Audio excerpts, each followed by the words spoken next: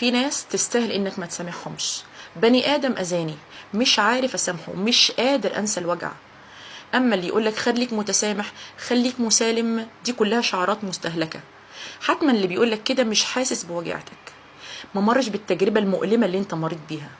من أصعب المشاعر اللي ممكن تمر على بني آدم هو إنه يعامل شخص بإحسان والشخص ده يرد له الإحسان بالإساءة. والعجيب إن ده يأتي بلا سبب وبدون منطق وبدون مبرر.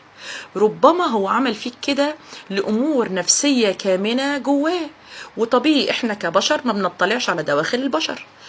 إن الله بصير بالعباد، ربنا وحده المطلع على دواخل الإنسان.